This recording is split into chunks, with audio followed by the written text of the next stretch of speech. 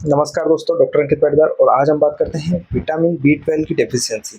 Almost every person, मतलब जैसे हर every third person को हम देखें तो विटामिन बी 12 की डेफिशिएंसी उनमें पाई जाती है। तो क्या क्या सिम्टम्स उसमें होती हैं, क्या क्या गंभीर परेशानियां हो सकती हैं अगर लंबे टाइम तक हम विटामिन बी 12 की डेफिशिएंसी को इग्नोर करते हैं, और उसकी वजह से क्या है कि ब्रेन डेवलपमेंट में या फिर ब्रेन में क्या क्या समस्याएं हो सकती हैं, हाथों पैरों में सूनपन, क्या क्या क्या सिम्टम्स जैसे बढ़ते जाते हैं समय के साथ में।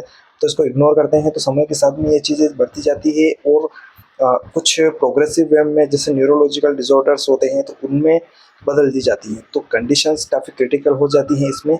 तो विटामिन बी 12 के बारे में चर्चा करते हैं कि क्या होता है, और ख़ासकर अपन रिव्यू चेक करते हैं इंडियन पॉपुलेशन के अकॉर्डिंग कि क्या क्या कंडीशंस इसमें हो सकती है। तो न्यूट्रिशनल डेफिशिएंसी तो है ही है, उसके अलावा क्या है कि पॉपुलेशन का डाटा के आधार पर देखा जाए तो किन किन कंडीशंस में देखा जाए कि विटामिन बी 12 की डेफिशिएंसी होती है, और बहुत सामान्य डेफिशिएंसी होती है, तो इसको क्या है कि नज़रअंदाज कर दिया जाता है। बाकी क्या है कि आगे जाके ये बहुत बड़ी कंडीशन बन जाती है। तो इसके बारे में बात करते हैं। देखा जाए तो विटामिन बी 12 की डेफिशिएंसी से थकान होती है, कमजोरी होती है। बाकी यहाँ तक सीमित नहीं है, ये मानसिक स्वास्थ्य को भी अफेक्ट करती है, नर्वस सिस्टम को भी धीरे धीरे डैमेज करती है। यहाँ तक कि हार्ट डिसीज होने के चांसेस भी इसमें बढ़ जाते हैं। देखा जाए तो कार्डियोमायोपैथी होने के चांसेस इसमें विटामिन बी 12 डेफिशिएंसी की वजह से काफ़ी ज़्यादा चांसेस रहते हैं कि पेशेंट के अंदर कार्डियोमायोपैथिक डेवलपमेंट हो जाए। तो ये कंडीशन काफ़ी क्रिटिकल रहती है, तो इसको नज़रअंदाज करना काफ़ी बड़ी भूल हो सकती है। विटामिन बी 12 कोबालेविन कहा जाता है इसको, और ये रेड ब्लड सेल्स को बनाने में मदद करता है, ब्रेन और नर्वस सिस्टम को अपडेट करता है, ताकि ब्रेन और नर्वस सिस्टम को सपोर्ट करता है। उनके जो मेटाबॉलिक चेंजेस होते हैं ब्रेन के अंदर, न्यूरोट्रांसमीटर्स में जो भी चेंजेस होते हैं, तो उसमें फंक्शनल कैपेसिटी इसके ऊपर ही डिपेंड रहती हैं सारी। ये मुख्यतः डीएनए के निर्माण में कार्य करता है, क्या कि डीएनए में क्या क्या चेंजेस होते हैं, तो उसमें विटामिन बी 12 काफ़ी ज़्यादा रिस्पॉन्सिबल रहता है। मेन रीज़न देखा जाए इसका तो सबसे पहले ये है कि शाकाहारी भोजन हम करते हैं तो उसमें क्या है कि विटामिन बी 12 काफ़ी कम मात्रा में होता है। तो एक सबसे बड़ा रीज़न ये रहता है कि उसकी वजह से विटामिन बी 12 की डेफिशिएंसी रहती है।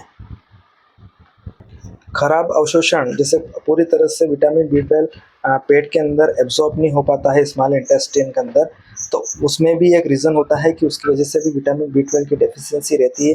खासकर गैस्ट्रिक समस्या किसी पेशेंट को रहती है, जैसे पेट में छाले होना, गैस्ट्राइटिस होना, एसिडिटी होना, या बार बार जो इंट्रास्टिक फैक्टर रहते हैं स्मॉल इंटेस्टाइन के, तो उसकी वजह से भी विटामिन बी 12 का एब्जॉर्प्शन पूरी तरह से नहीं हो पाता है। तो वो भी एक रीज़न माना जाता है। ज़्यादा चाय, कैफ़ीन की मात्रा और कॉफ़ी की मात्रा अगर सेवन करते हैं तो उसकी वजह से भी एक फैक्टर रहता है कि रिस्पॉन्सिबल रहता है कि वो भी विटामिन बी 12 को एब्सॉर्ब नहीं होने देते हैं, जो हमारे गट मोबाइलिटी रहती है उसको भी अफेक्ट करता है। तो कैफ़ीन वाली चीज़ें भी इसमें फैक्टर हो सकती है।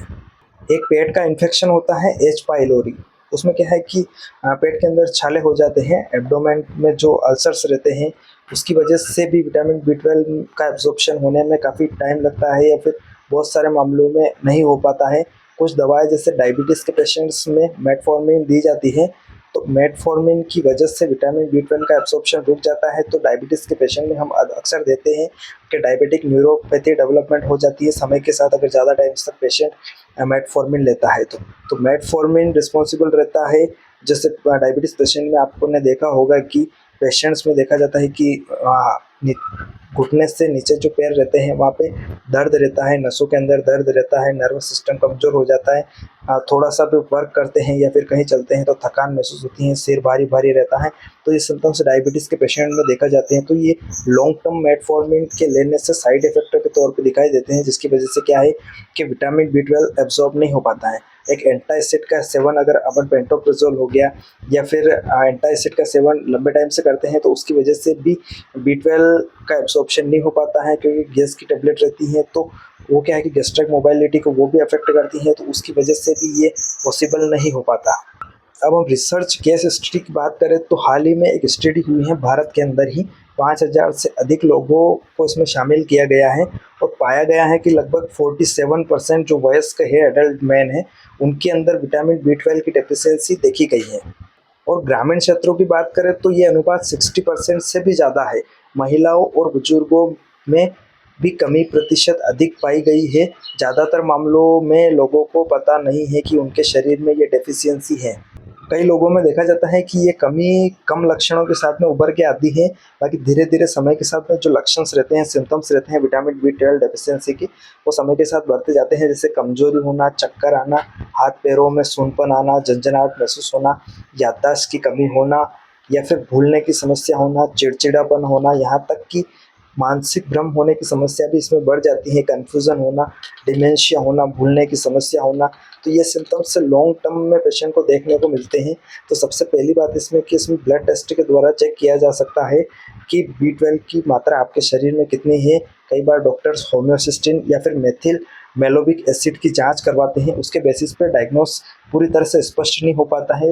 बाकी क्या है कि कुछ-कुछ मामलों में 900 से 1000 भी विटामिन बी12 पाया जाता है। बाकी क्या है कि डेफिशिएंसी के सिम्पटम जैसे सिर भारी रहना, चक्कर आना या फिर हाथ-पैरों में दर्द होना, नर्वसनेस होना या फिर सूनपन होना हाथों-पैरों में, ये सिम्पटम्स फिर भी दिखाई देते हैं, तो उसकी स्पष्टता जाँच में पूरी तरह से नहीं हो जाती है। उसकी वजह से क्या है कि ये सिम्पटम्स को इग्नोर कर दिया जाता है। तो विटामिन बी12 की डेफिशिएंसी को हम कैसे पूरा कर सकते हैं, तो इसके बारे में बात करते हैं। इसमें टैबलेट्स भी आती हैं, कुछ इंजेक्शंस भी आते हैं मेथिलकोबालेपिन के फॉर्म में, तो वो भी दे सकते हैं। तो उसकी वजह से क्या है कि डेफिशिएंसी को कुछ हद तक रोका जा सके, जो भी सिम्पटम्स उभर के आ रहे हैं उसको कम किया जाए।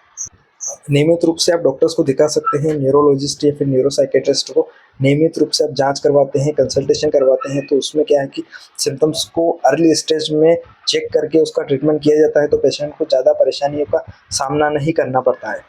लंबे समय से अगर आप डायबिटीज़ की या फिर कोई भी टेबलेट अगर चल रही है, तो उस टेबलेट को ध्यान में रख लेना चाहिए। समय-समय पर हर 3 महीने में या फिर 45 दिन में विटामिन बी12 की जाँच करवाना है, ताकि क्या है कि अपन टेबलेट वगैरह ले रहे हैं तो उसकी वजह से साइड इफ़ेक्ट की वजह से विटामिन बी12 का एब्सॉर्प्शन पूरी तरह से हो रहा है कि नहीं हो रहा है, वो भी अपन चेक कर सकते हैं। गर्भवती महिलाओं में, बुजुर्गों में और डायबिटीज़ के मरीजों में विशेष करके ये टेस्ट करवाना ज़रूरी है, क्योंकि उनमें ही सबसे ज़्यादा विटामिन बी12 की डेफिशिएंसी को देखा जाता है।